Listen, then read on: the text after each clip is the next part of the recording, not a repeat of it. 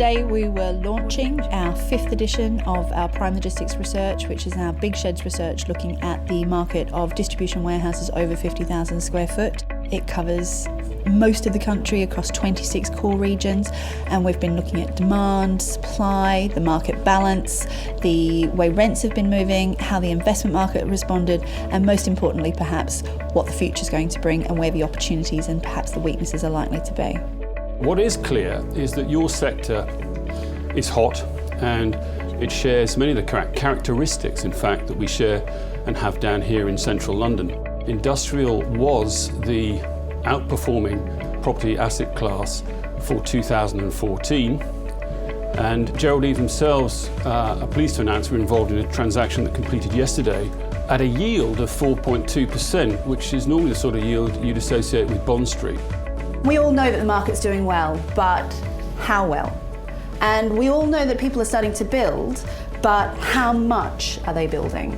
And what does that mean to market balance? And where are the investors going to find their stock? And what's it going to mean to performance? So it's not just about what stats are, it's how stats can work hard for you and help you use that information to get to what you need to know. We're enjoying perhaps one of the strongest market environments of the past 10 years. Demand is up, development is up, investment markets are booming. There is so much money chasing so little product, and that's also having an impact on the returns on assets and on pricing.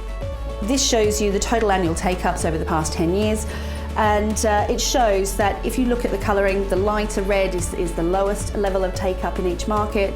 The darker the colour, all the way up to grey and black, the stronger the take-up. We're also seeing, however, a market imbalance in terms of demand and supply for occupiers, and that potentially brings with that even further opportunity for return and opportunities for developers to be able to capitalise on that pent-up demand that could potentially be realised in a scheme that they might choose to build. Nearly all the space on the market, in every market, is predominantly second-hand. There is very, very little good quality space that's currently on the market for occupiers who might be looking for it.